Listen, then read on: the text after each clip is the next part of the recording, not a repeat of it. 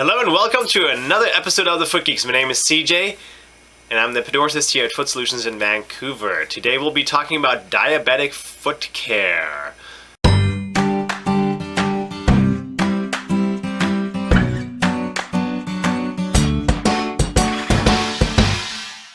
Now there's a couple of things that you definitely want to check out when you have diabetes, especially if you have neuropathy, which means the lack of feeling in the feet. Your nerve endings may not be firing as well, and as a result you're not aware of what's potentially in your shoe.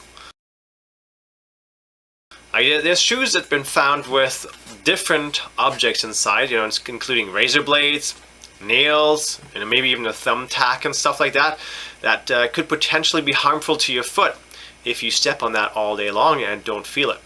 So definitely check your shoes on a regular basis to make sure there's no sharp objects stuck inside the shoe or potentially under the insole.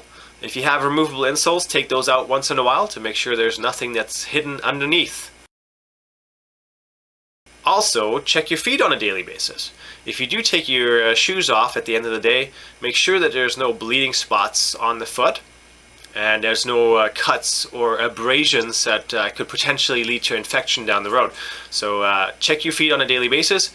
If you have issues trying to get down to your feet, use a mirror. You can get these extended little mirrors that you can kind of hold with your hand to check the bottom of your feet if you have trouble bending down. Another way to check for bleeding is to use light colored socks. So if you use a white sock or a beige sock, it's going to allow you to check whether or not there's been any kind of bleeding on the foot that went on throughout the day, because you'll see spots on these socks.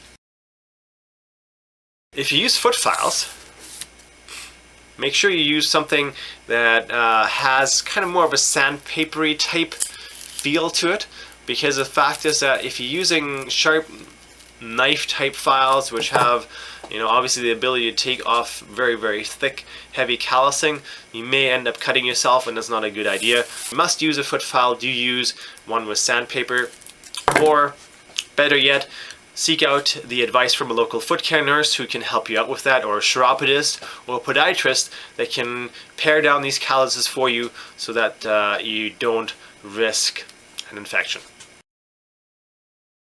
If your feet feel dry, there's a number of different products on the market that you can use for that. Creams obviously are a great way to help improve dryness of the feet.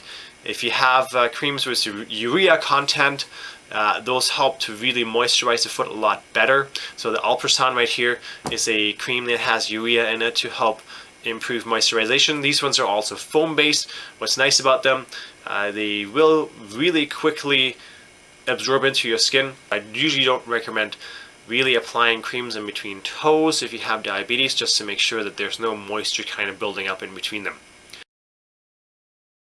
If you do get out of the shower in the morning, make sure that you dry in between your toes really well to make sure there is no water that's kind of stuck in between the toes that could potentially then lead to fungal infections, or maybe just the kind of the skin opening up.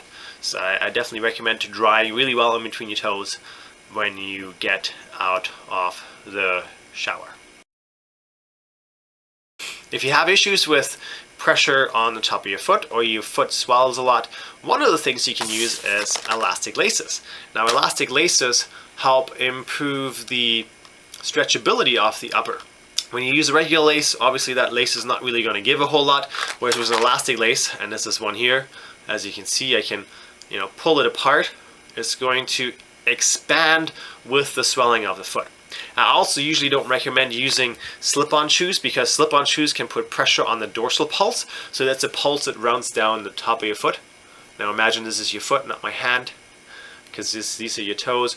But the pulse that runs down the top of the foot, if that's getting compressed when you're wearing a slip-on shoe, that could potentially lead to poor circulation in the feet. So I usually don't recommend slip-on shoes. If you need something that's going to be a little bit easier to get on, try Velcro shoes instead.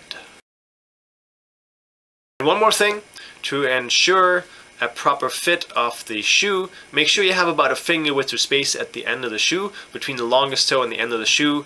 It shouldn't be squeezing your foot in any way. You'll have to probably check that with your fingers We have another video up on the channel as well, which we'll link to, that kind of talks about proper shoe fit, so check that out.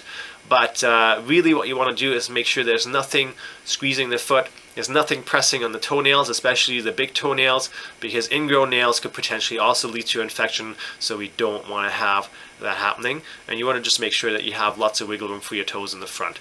If you have any other questions, comments, or ideas as to how to take care of the diabetic foot, please post those below. If you haven't subscribed to us yet on YouTube, please do so right here. We've got lots of content coming up, and we'd love to hear from you.